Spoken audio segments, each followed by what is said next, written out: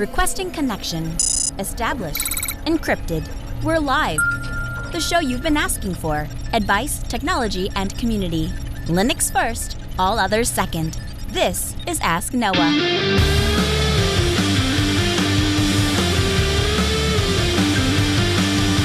Live from Multispeed Technologies, the Ask Noah show starts right now. This is the show where we came to do all the things on Linux they said couldn't be done and take your questions on how to do the same. The phone lines are open this hour. To be a part of the program, it is a free call, 1-855-450-NOAH. That's 1-855-450-6624, or send an email to live@asknoahshow.com. My name is Noah. I am your host. Delighted to be here with you as another episode of the Ask Noah show kicks off this hour. Joining me, my co-host, Steve Evans. Welcome, sir. Good evening, sir. How are you? Hey, I'm doing great. So, how's your week? You know what? Not too bad. Not too bad. Okay, so improvement maybe from the last week with the work stress and all that. Yeah, I think so. I'm wrestling a little bit with TrueNAS. I can't figure out why one host can see the iSCSI target and the other one can't. So I kind of beat my head against that for a couple of days and still haven't gotten to an answer. Did JT not have a similar issue? I feel like he did. I didn't actually. I asked him about something else and didn't think to ask him about that one. Yeah, I wonder if he ever got it solved. Anyway, you have to let me know. I've had reasonably good luck with iSCSI when it's a Linux device mounting the target. Microsoft told me, and I quote, iSCSI is kind of broken, and we can charge you $500 and escalate you to an engineer who might or might not be able to fix your problem. Either way, you're paying $500. That was Microsoft's answer. Yeah, I don't think so either. All right, so for not $500, and we will answer the question, our first email comes in from Charlie. Charlie writes in and says, "G'day. You guys were talking about detecting water. Is this any good?" And he links to a 12-volt liquid level sensor with a switch relay module for $3. So this is from AliExpress. I guess, Steve, tell me, what do you think of this liquid level sensor? So I took a look at this. This is just a traditional do-it-yourself kind of kit where it has multiple contacts, and you put wires on the different contacts, and each contact means something different. Like this is the low water mark, this is kind of the high water mark, and this is the sensor sort of thing. And when the wire touches the water, it sends, the contact is made, and then something happens, something mechanical happens. And so for a DIY thing, I don't see why not. You could have a bunch of things trigger from this. There's no smarts in it per se, but you could add it to it. My concern with these sorts of devices is you'd have to figure out a way to protect it sufficiently, because generally if you're doing leak sensing or something like that, you have to figure out where to put the wires so that someone doesn't, like, the problem with a DIY thing like this is figuring out how to put the contact sensors down properly. And if you're talking about dropping it down a well or whatever, or some pump, then you don't have to worry so much about that, but you do have to worry about the wires and everything kind of staying in place. And so I might do something like this. I don't know that I would recommend it to the wider audience unless you're comfortable fooling with small electronics. So I am comfortable, monkeying with small electronics. In fact, it's a rare week that I get by without breaking out a soldering iron, and I enjoy that kind of work. My problem is I have two. First is I have the spousal approval factor, which means if something looks like it came out of a Bill Nye the Science Guy's garage, and I try to install it in my house, my wife's going to look at it and go, what is this? What is this circuit board and wiry stuff that is hanging on my beautiful living room? So I've got that to contend with. And then the other side of it is, Steve, I just don't have a tolerance for stuff that doesn't work. And so this is the kind of thing that seems like if you sit down at your desk and set it all up, it works fine. And then you think, I'm going to go put that in production. So you go downstairs and you build an enclosure that you think is waterproof, or maybe it isn't, or whatever. And then 6 weeks, 1 month, 8 months, year down the road, it stops working because there wasn't the R&D process and the Q&A process was like, hey, it looked like it worked, and then we put it into production, and then it stopped working. I'm not necessarily thinking about that, because the thing he linked is mechanical based, right? So it is just, it will, it should always trigger with when the contact meets the water. Okay. So it's more what kind of back-end smarts or the spousal approval factor. Like I said, this is something that I totally would do. I don't know that I would recommend it for other people because my wife happens to be very forgiving about these things. Okay. Well, that's probably good. I mean, being married to a geek, that's good. And I shouldn't overemphasize. My wife's pretty tolerant too. She'll say something and then I have to think about it. And to me, it's like a challenge, Steve. It's like, I want to get her to like it. Our second email comes in from the Linux trucker. He writes in and says, "Hey, Noah and Steve, I just wanted to let you guys know that, like Steve, I'm having the same issue using contact sensors and getting ghost or unavailable statuses in Home Assistant reboots.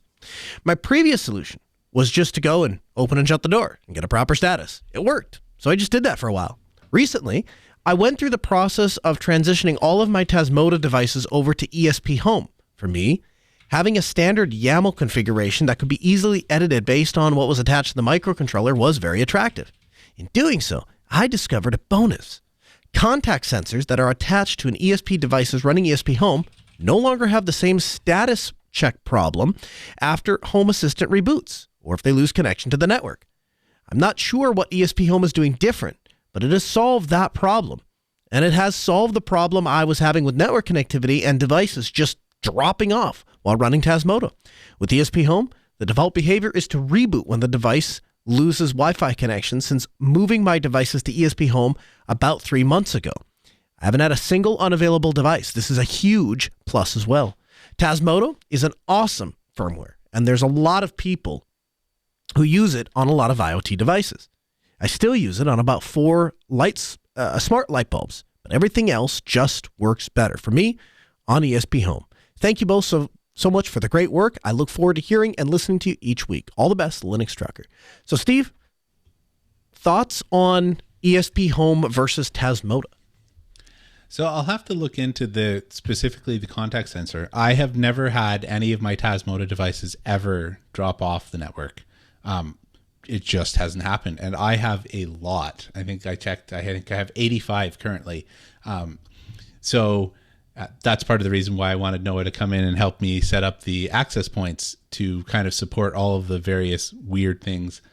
If I was having problems, it would be a big problem for me because my first 2 floors are full of smart sockets that are actually installed in the wall. So if they were dropping off, that would be a severe problem for me. Well, don't your closet sensors and all of that, those are all over Wi-Fi too, aren't they?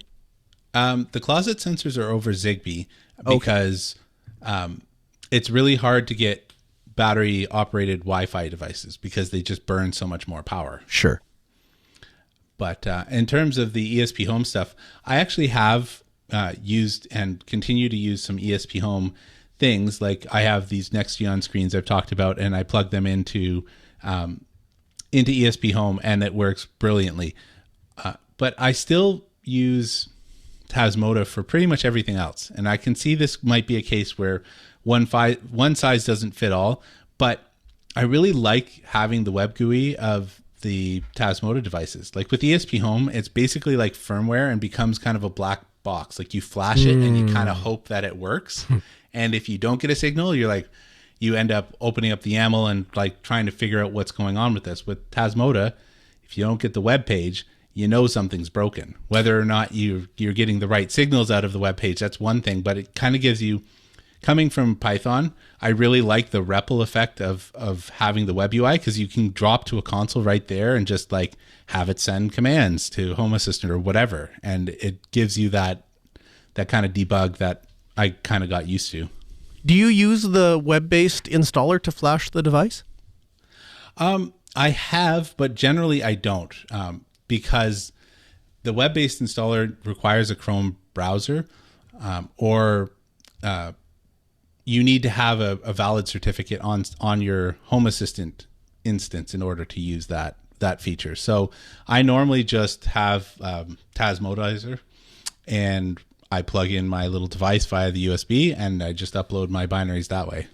Is Tasmotizer, is that available on? Is that I something rattling around the back of my head says when we were trying a different distro, you ran into problems using that software to flash the Tasmota stuff, but it worked perfectly on Arch. Am I? Yep, you're correct about that. So it's Python based, and as near as I can figure, it just had something to do with the Python version not talking to the USB device, because the software installs properly, but just doesn't detect that you've plugged something into it. So like it fires up a little GUI, and then there's a drop down of like, hey, which device you want to try and flash this to, and if it doesn't populate, it hasn't detected the signal or the signature from an ESP device that it thinks it can flash. And so that becomes kind of a stopper for me. I could drop to, there's a flash tool. There's an ESP flasher.py, which just runs right on the command line. But you have to know all the flags. And while that's not particularly complicated, I've also found that if the GUI doesn't detect it, because all it's doing is firing up those commands for you on the background. So if the GUI doesn't detect it, it tends to be that the ESP flasher also won't detect it. Okay. So Tasmota, Esp Home, you're still going Tasmota, at least for the time being.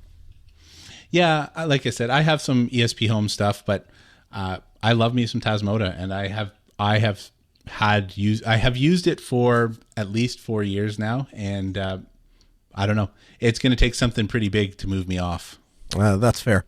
Our third email comes in from Ronald. Ronald writes in and says, I'm a little behind on the podcast. Last Ask Noah show I listened to, you discussed your move from DigitalOcean to a data center. I work in a large colo data center in Sacramento, California. And I just wanted to mention one thing.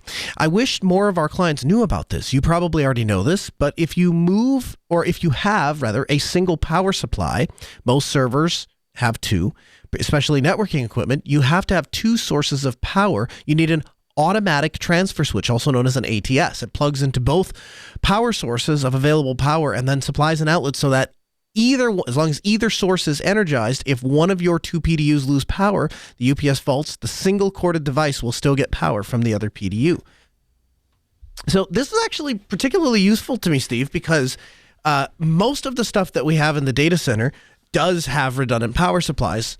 The notable exception that doesn't is all of the I'm blanking on iDRAC. All of the iDRAC stuff is sitting on a little switch, and then that has its own little firewall and all the things. That stuff, because it's essentially just a little one-off network that's used for administrating the server, doesn't have any redundant power supplies. And I didn't really think I had much of an option. I just thought it wasn't built for that. Like, I can't put redundancy where there isn't redundancy. I was not aware that you could buy I've used ATSs from the standpoint that if you have a building with a backup generator, I've seen automatic transfer switches there. I wasn't aware there was like a little rack unit that you could use that would provide this option. Yeah, I wasn't either. I think this was a good call out. Thank you very much for that. I think that. Oh, I wanted to mention to you. You know how I've been hunting around for energy vampires, as I call them? Yes. How's that going? This relates directly. So I just recently got some smart monitors onto the servers down there, because it was kind of a low priority, because the servers tell you the readout, like, hey, I'm using 100 watts or whatever, kind of keeping track of that. But I was like, well, it'd be nice to pull this into Home Assistant, blah, blah, blah. It turns out that when I shut them down overnight, between the four servers that I have there, the ILOs are using some obscene amount. They're between the four of them, they're using like 150 watts. So it turned out to be like a kilowatt and something overnight, just for them to be sitting doing nothing. You've had some interesting experience with ILO, I feel like. From the weird like reboot issue? Yeah, I've generally it works fairly well. I find that, at least for what I use, the reason why I kind of went with the HP stuff is because, well, one, most of the people that I know at Red Hat have gone one of two ways. They're either gone with the ProLiant series, or they're gone with a ton of NUCs. And so, really, yeah, man, that's eye-opening. Yep. For me, that wasn't really the way that I wanted to go, because the NUCs end up being significantly more expensive. Sure, right? Because you're paying for space. You're paying for space, exactly. So the HP ProLiant servers tend to be cheaper than the Dells for what you get for them, and so you're just kind of stuck with the ILOs. So, yeah, that's the main reason I ended up going that route. Okay, but you found an energy vampire. So what are you doing about this? Home Assistant reports that, hey, this thing is eating up a bunch of power. What are you? I mean, are you shutting it off then completely when it's not in use, like a little smart plug or something? Yeah. So these I referenced them before. So the brand that I actually am using for my sockets are called GoSun. And you can flash them. So they're like $16 on Amazon. And you can flash them with Esp Home or Tasmota, whichever one you like. And what I like about them is they're individually controllable. Like a lot of the sockets that you can get, one of them is smart and one of them is always on. But with these guys, you can control one or the other, and they've got power monitoring on them. So I went and bought 4 of those and stuck them across the 2 circuits where these servers are. And I just was watching them. And that's when I discovered it. So I shut the servers down when I'm not using them because honestly, I already have like a VM server that serves things like Confluence and all of the other stuff that we use at home. So my lab is purely for work hours. So I shut it down because I don't need to be burning the power outside of that 8 hours or whatever. But I've just been going on this, like, where are we losing all of this energy from? Like, all of my things are saying we're not burning that much energy. So when at the end of the day, essentially, I just shut the DRAC down as well. And eventually I'm going to automate it like I've done with some of my other things where I know I'm not going to be using it between 10 p.m. and 7 a.m. So I just have that automatically shut off. That's fascinating. That's interesting. And did you notice when you bring the server home, you plug it in, did you notice on your energy bill, like, hey, what in the Jiminy Crickets is eating all our power up? Or was it more along the lines of you started searching for vampires and then you went, wow, we're spending X on that? Well, it wasn't really what am I spending the money on with the servers specifically, because I'd been hunting these energy vampires for several weeks now. It was more like I'm doing these things and yet I haven't actually seen a market difference. Why is that? And so that's what led me further down that route. Like shutting down my receiver shuts off 30 watts, but then bringing home 4 servers that are eating quadruple that, like... didn't see an impact. Hey, Steve, I'm looking at our power bill. Yeah. We traded the standby subwoofer for the ILO. Yeah. That's fantastic. Our 4th email comes. By the way, we'll have links for you for all of this stuff in the show notes. So if you're looking for a TAS motorizer, or if you're looking for the APC automatic transfer switch, I don't know if this is the specific one Ronald was referring to, but we'll have links for you in the show notes. You can find those at podcast.asknoahshow.com. Our 4th email comes in from Tyler. Tyler writes in and says, greetings. I was hoping to gain some insights on running containers. I've been considering setting up one of these extra older servers to run my containers. I currently I've been running on Docker on an Ubuntu VM that I set up on my Proxmox server. I have an older Dell PowerEdge R210 Blade server or a Dell T610 tower that I was considering using for just the containers. My question: what would you guys recommend as an OS to run a bare metal that could be used for just containers?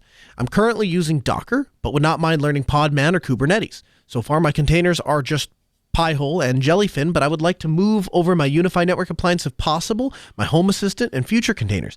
I may find the need for. I also run Plex, but it's currently on BSD on my TrueNAS, and I'm hoping Jellyfin will work to replace it. If you have time to answer the second question is, if I run Home Assistant Core on Docker, would that be the difference? I see running the full OS as a VM, which is what I'm currently doing. I'm brand new to Home Assistant and have very little set up so far, so I'm open to whatever makes the most sense. Thanks, guys, for all the great show and the information. Regards from the rainy Pacific Northwest, Tyler.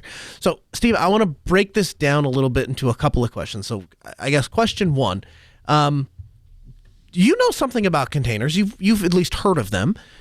What would you recommend Tyler use for hardware for running Docker on? Well, I mean, I guess it depends on what he's going to run, because containers are as lightweight or as heavy as you want them to be, because they're just essentially a way to run an application as close to bare metal as possible. Okay. So, second question is Docker or Podman? I would say that if you're starting greenfield, Podman is the direction that the industry is kind of going. Docker's being left behind, and this is largely because they're they're going a direction that their company feels is the right direction to go. And I'm not here to dispute that, but we've got Podman that's following the kind of the open standard, and that means that it's getting a bunch of momentum from people contributing to it as it's growing. Because at least for the foreseeable future, Podman doesn't require any kind of daemon, because it just basically builds a container from scratch like you would if you were doing this by hand, whereas Docker actually runs a daemon, and that has different implications for you down the line, as well as the ability to run containers that are not being run as root. That is more difficult to engineer inside of a Docker environment, whereas Podman was exactly meant to be able to handle these situations. Have you containerized a Unify network appliance at all? And if so, good experience, bad experience? Yeah, I absolutely have. Well, I have the controller containerized. Does that count? Yeah. That's what I think. That's what he's asking. Yep. Largely, I have not had any issues with that. The most difficult thing that I had wasn't really related to the internals of this. I only moved it out of a container very recently because of the way that I have my network set up, that I want to be able to control hosts on something other than the default VLAN. And that was causing me problems where I needed to have multiple networks. And you can do this with containers. I just didn't want to get into it. I had a box sitting around with 2 NICs, and I was just like, fine, I'll install the controller on this and call it a day. Yeah, absolutely. And then his second question, I think we should charge him double for this, but if he's running Home Assistant Core on Docker, what would be the difference between the full OS? And actually, as I'm reading that, as I just said that out loud, I'm thinking even the OS, isn't it still containerizing Docker underneath? Yeah, so the difference between the HAS.io and Home Assistant Core is that Core, regardless of how you install it, doesn't have Supervisor. Supervisor is an additional project that helps control various containers and kind of bind them together for you. So for example, if you want to run Node-RED, or you want to run Esp Home right off of your Home Assistant, Supervisor will go out and get the container for that and integrate it with you right into the UI, so that you get a nice UI menu and you can configure it and you have all your logs in one place and stuff like that. That's what Supervisor brings. Supervisor is not installed by default on Core, whether you grab the container or whether you install Core directly through the Python. And so that's one of the big reasons why I ended up going with a VM and doing just the full HAS.io installation. Is to get Supervisor. Yeah, because otherwise you have to do it yourself, which is fine. It's just more stuff for you to manage. Like there are lots of people out there, like our friends over at JB, that like to swear by Docker Compose. I never really got into that. I'd much rather have something else take care of it than for me to remember to keep adding things into my Docker Compose file. Yeah, absolutely. I think that's probably an Alex thing. That'd be my guess. Well, Alex is out there doing that, and I know that Wes has been a big fan of that too. Okay, so last thing is he says he doesn't have a lot set up, so he's open to whatever makes sense. He doesn't have to blow anything away, right? Home Assistant it's pretty straightforward to export your config out, and it takes everything with it. So when you move your HAS.io instance over to somewhere else and say, okay, now I want it to live over here in a container, or I want the full OS, or I want a VM, or whatever it is you're doing, you want to buy the little Raspberry Pi thing that they make, you can just import your config, and everything you have done up until that point will just follow along with you. Yep. One of the nice things is that it actually, when you do your backup, it gives you a little checkbox of which things what you want to include in the backup, so you can exclude things, and that allows you to do very precise backups. And the same thing with the restore. When you do a restore, you can actually just go in there and check, like, I only want to restore, I don't know, my Esp Home stuff, as opposed to because I've completely migrated away from Home Assistant to something else. So I'm just going to do this one particular thing. Our fifth email comes in from Keith. Keith says, "Hi Noah, had a couple of things. First of all, Self's website has an expired certificate. Oh no. Second of all, I know that you guys have addressed networking basics, the story of Altispeed, and a bunch of other stuff, but could you maybe make an episode to include me asking a question for electricians and or low volt installers moving into open source technology installations?" You know, that's an interesting concept, Steve. I think it is. I'd like to get more information because I wasn't really fully able to parse what the ask was from this and really wrap my brain around it. So I'd like to get another email with kind of a more fleshed out idea of what the writer would like to see. Sure. If I was to hazard to guess, I would say, you know, if you put yourself into the shoes of an electrician, they're trained on, you know, proper spacing, and we're going to strap the cable every so many feet, and this is how we make it look pretty, and we're going to calculate the radius for the bends for when we're putting conduit in. They know all of that stuff, and they have it down to a fine science. And so as a low voltage guy, I always look to the electricians anytime I need a hand or I need a help or I get up against a problem I can't solve, because those guys can get wire from point A to point B. And really, as a low voltage guy, my job is to plug stuff in to the wire that's there. So I care more about the endpoints than I do about the actual wiring. But there's a lot of stuff that there's just a lot of general tricks that electricians have learned, but there's a lot of other stuff that I think electricians naturally get that we don't really think about. For instance, when you're running this wire, you'll want to keep it X amount of feet away from the AC power lines. When you're making a curve, you don't want to bend it at a tight 90 degree. When you're, and they know to look at that kind of stuff. They have charts for how many wires you can fit through a given diameter of a piece of conduit. And so all of those things are things that could be interesting, but the part that they're missing is they don't understand why, would I need to run Cat 5 here, or would I need to run Cat 6? How many drops of Cat 6 should I pull when I'm doing this? What things can I attach? What kind of endpoints can I attach to the end? And so I've tried to be a good community member in that when I come across installers or electricians, or there's a locksmith in town that we work with pretty closely, and if he has an access control question, he'll give me a call, and if I have a question on how to rip a lock out or how to modify something to work with an access control system, I'll give him a call.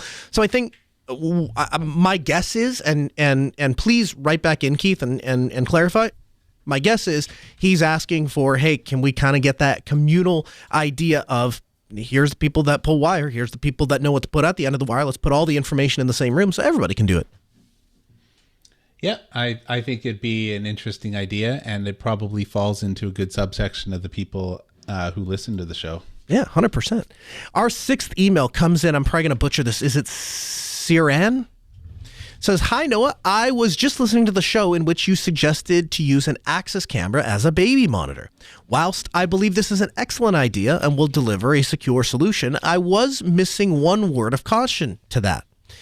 Some surveillance cameras feature high-powered infrared lights. Short-term and long-distance exposure to these are just fine. However, prolonged short-range exposure, so if, for example, if you were to take a camera and mount it right above a baby's bed, might lead to damage to the eyes. Exposing an infant to this gives me hesitance. The word of caution does not only apply to access products, but surveillance camera in general. Most camera vendors should, Access absolutely does, allow you to disable the IR lights. Kind regards." So this is the kind of thing I always really appreciate, right? Because I don't think about this stuff, and it frequently flies over my head. And so to have somebody be able to point this out and say, hey, you might want to think about this, absolutely right. Would never want to put something up that, that could potentially be harmful to a kid. In IR, I've not looked into it myself, but it stands to reason that that human bodies and human eyes weren't designed for infrared light. So that's great to point out. The only thing I might add to that is I think if I remember right, when our kids were growing up, we didn't use anything IR. We just had little nightlights in the room.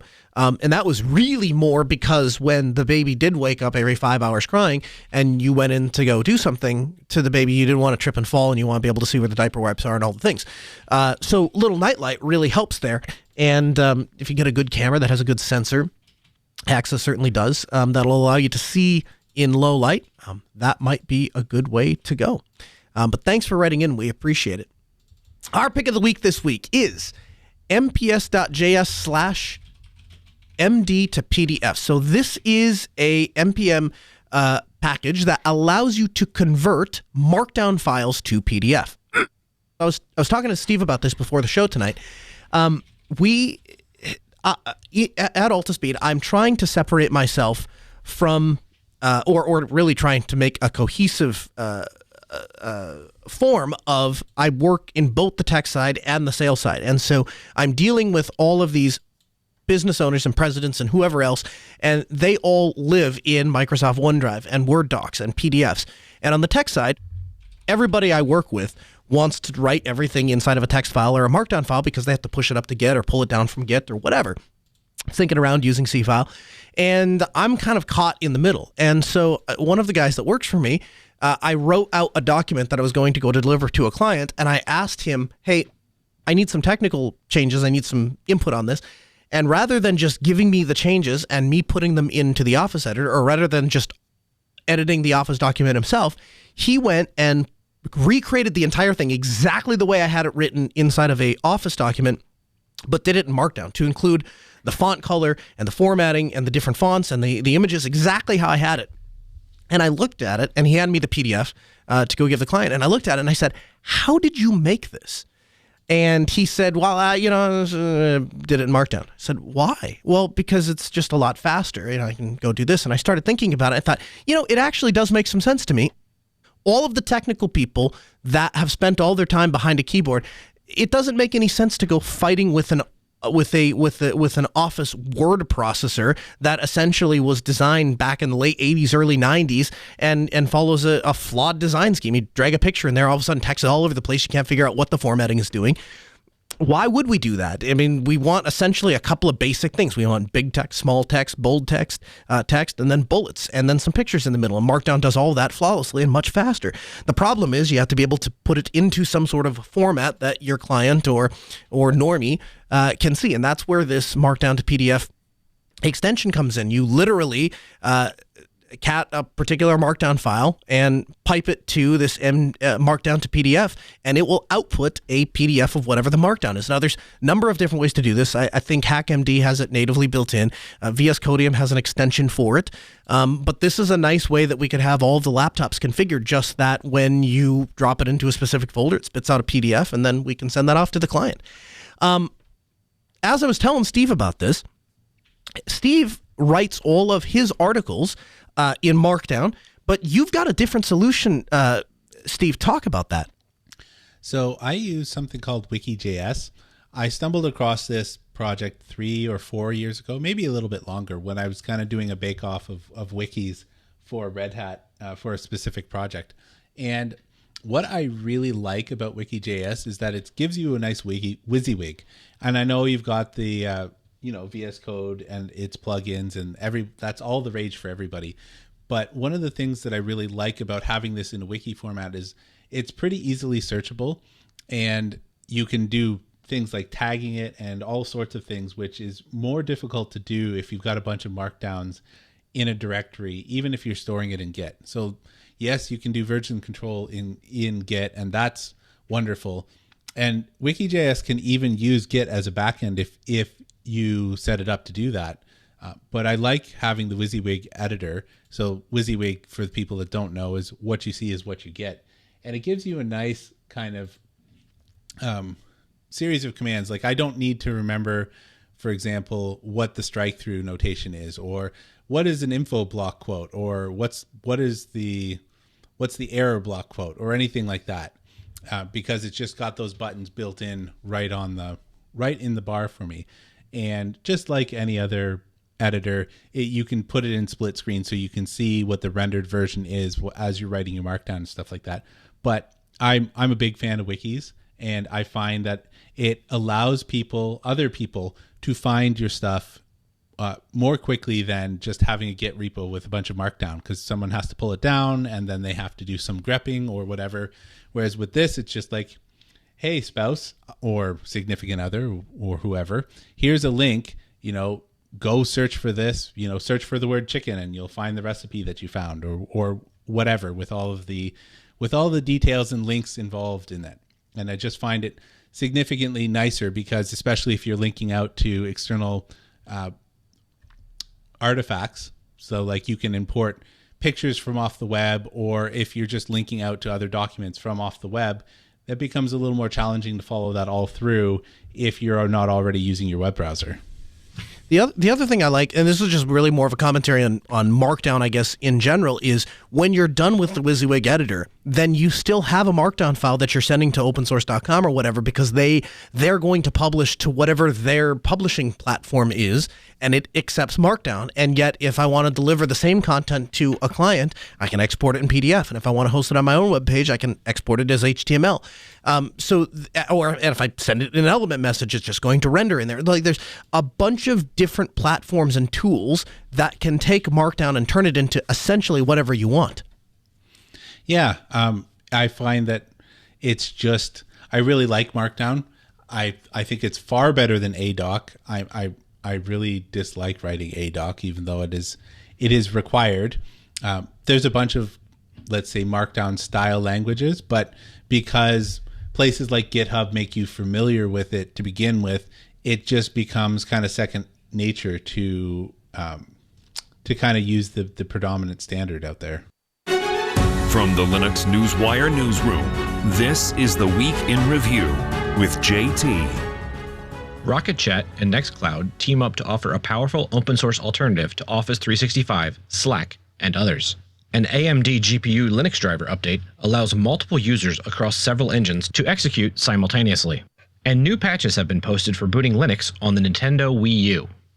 Details have emerged about CVE 2022-0492, a now patched high-severity vulnerability in the Linux kernel that could potentially be abused to escape a container in order to execute arbitrary commands on the container host. Max Kellerman has announced Dirty Pipe, a vulnerability that affects the Linux kernel 5.8 and later. And researchers warn of typo squatting packages making their way into open source repositories. The Open Source Security Foundation has gained support from Huawei, Spotify, and 23 other new members. The Harvard Laboratory for Innovation Science and the Linux Foundation's Open Source Security Foundation have put together a list of the top 1,000 open source libraries. This list contains both NPM and non-NPM libraries.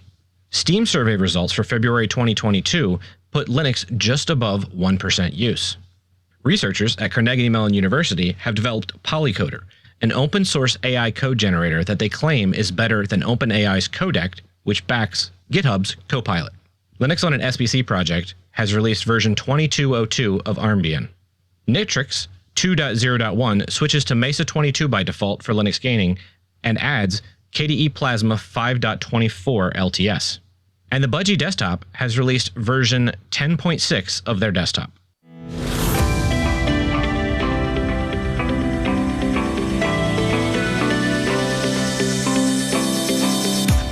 A new Linux vulnerability is out, and this one squarely affects CGroups. So before we go any further, Steve, you've written an entire article series on CGroups and namespaces, which we'll have linked in the show notes at podcast.asknoahshow.com. What do we need to understand about containers in order to be able to discuss and understand this vulnerability? So you need to understand a couple of things. If you read the description of this vulnerability, it'll talk about things called capabilities, and capabilities are a fine-grained set of permissions or ways to control permissions on a Linux system. And I think there's 38 of them or something like that. It's pretty fine-grained. So you need to understand that. You also need to understand that when you're dealing with containers, the whole purpose of containers is a level of segregation so that what's on the host can't be seen by what's in the container. And I'd say vice versa. That's not exactly technically accurate, but there is some layer of prevention that allows that bleed over to happen very easily. So that's what the goal of containers are. And the heart of this exploit relies on the idea that inside of CGroups, there is a file system structure that gets created.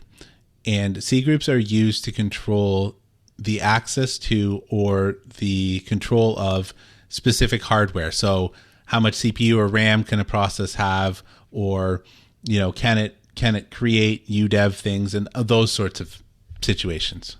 What's happening in this vulnerability is that there's a file in the root namespace for CGroups that the kernel will read whatever the contents are. If you have the appropriate capabilities inside of a container, what you can do is you can actually write into whatever you want into this file and then cause the kernel to reread it. And it will read these with root permissions because the file is owned by root. So what kind of things would you want to write into this container and then have the kernel read, and how is that beneficial to an attacker? So essentially, you can give yourself any kind of permission on the system at all with this. If you know what you're doing, all you have to do is boost your capabilities by putting the appropriate commands in this file and then having the kernel read it, because the kernel is going to read this file, and because it's owned by root, it's going to essentially follow this with root privileges all the way through. Can you tell me a little bit about who would be affected by this? Is this everybody who's running containers or CGroups? If I have a out-of-the-box RHEL installation, let's take that as a starting point, would they be vulnerable to this attack? So this attack is mitigated in RHEL by several different factors. So number one, SE Linux, and this goes for AppArmor as well. SE Linux and AppArmor do not allow writing to this file from another process. So that will mitigate this vulnerability completely to begin with. So don't do what all of the blogs say, which is to turn off these two things that protect you. The other thing that should be known about this is that this really is impactful only if you're already running containers as root, or the Docker daemon, for example, or your container engine is running as root. Because what has to happen is you have to be able to inherit the root C group in order for this file to exist.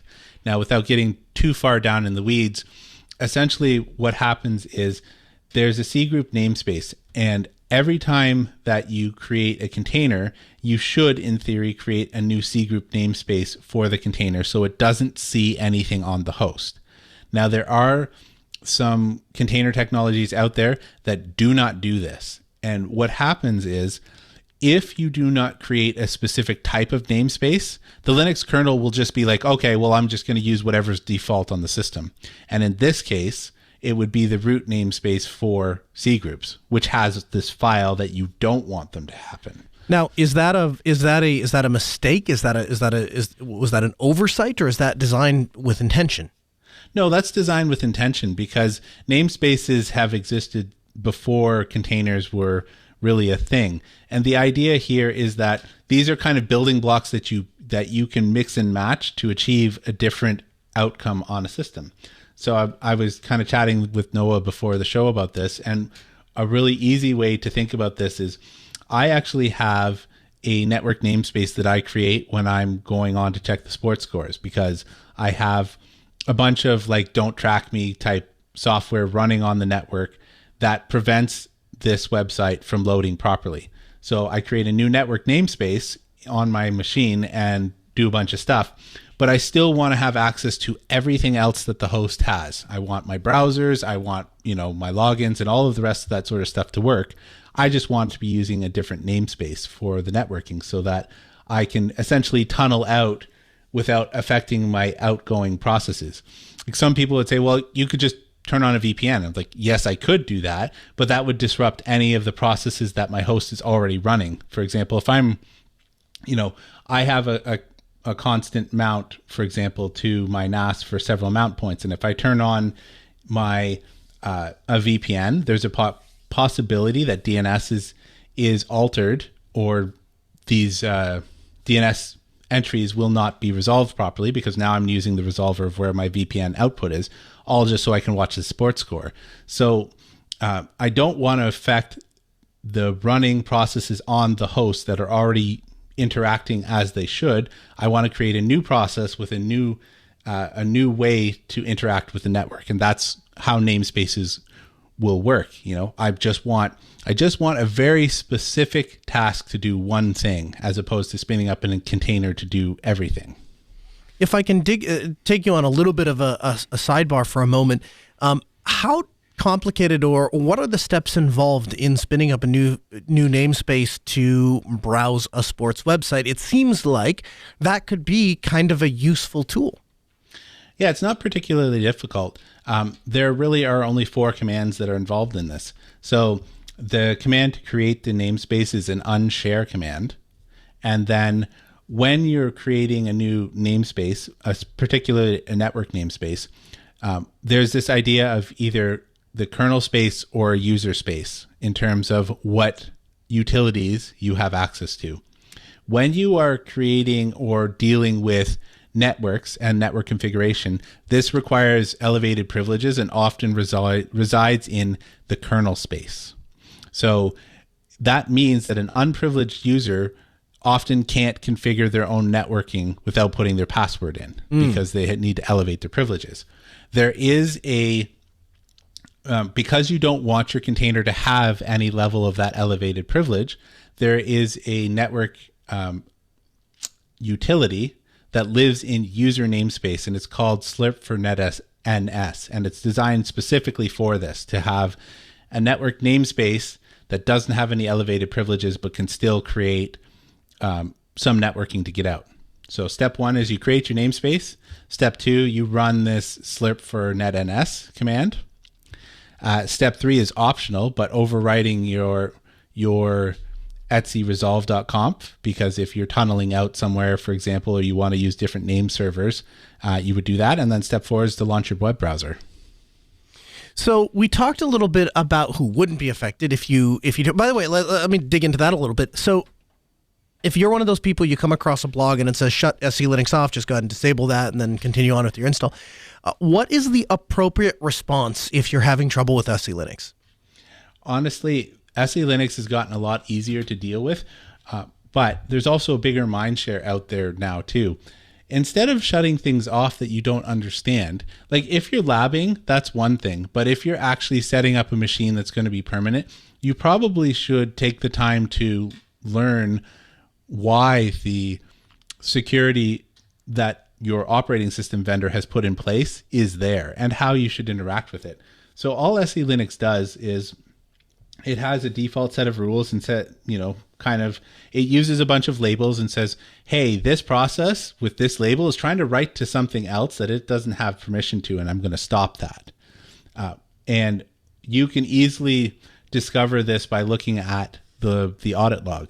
Now, I say easily, I mean that kind of tongue-in-cheek, because the audit log can be notoriously terrible to read through because it looks a little bit cryptic. But there are tools that can help you with this. But to get back to your question, there's 2 ways that you can deal with this. If it's a relatively complicated thing, you can put SE Linux in permissive mode, which says, I'm still going to log all of the violations so that you can come back and actually fix it later, but I'm going to allow the application to run. And this will allow you to get your application up and running and then slowly start making adjustments so that you can turn SE Linux back into enforcing mode.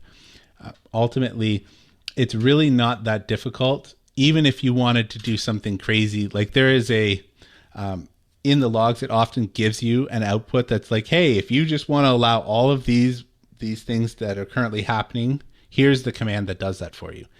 And I'd say you do that more often than just shutting it off, because yes, having a giant hole in SE Linux is better than having it off completely, because you're unlikely to have turned off this functionality that would prevent this privilege escalation on your system.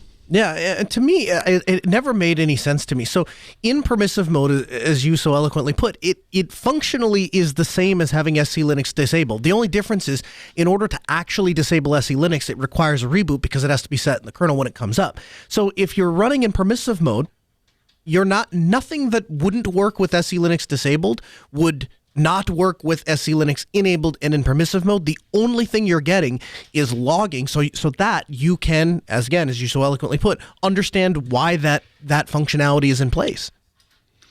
Yeah, ultimately your goal should be to have a system that is running within the security parameters that your operating system vendor kind of sets out for you. It's Linux, you're free to do whatever you like, but there's a reason why these defaults exist, and learning to work with them is probably better than saying, you know what, I know better than the people who literally wrote the software. Yeah, the NSA spent a lot of money putting that into your operating system. You should make sure to turn it on. Yeah, well, I might not pitch the NSA thing, but that goes back into history because they're not so much involved with that anymore. Like the Linux as a whole has taken SE Linux and adopted it, so it's not an NSA project. It just happened to be that was the main driver for it historically. Yeah, that just always makes me, I always get a kick out of it every time I think about it. But, okay, so who is affected? Obviously, somebody who's running SE Linux is not affected. If you pull a RHEL installation out of the box and install it and don't go monkeying with the defaults, you're not going to be affected. Who is at risk for this vulnerability? If you are running privileged containers, you could be at risk. If you have turned off AppArmor or SE Linux, you're definitely at risk. If you have a misconfigured container. So I alluded to the idea of namespaces and being able to not see things on the host.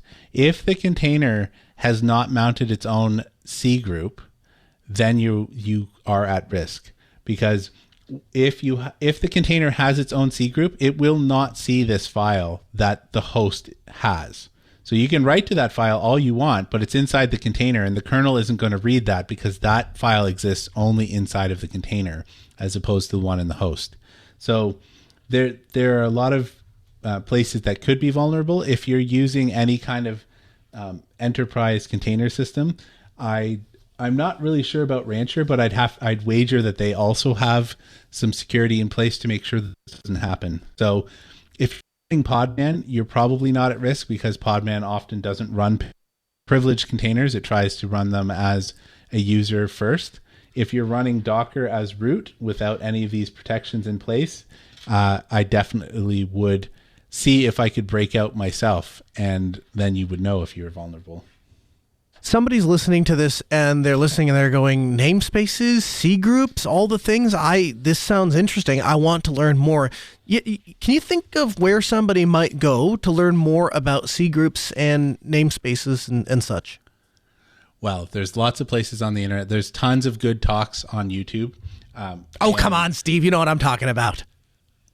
Well, I guess if you're going to twist my arm, I've done quite a few articles for redhat.com on building a container by hand and kind of really walking you through each namespace. And I felt that this was kind of lacking.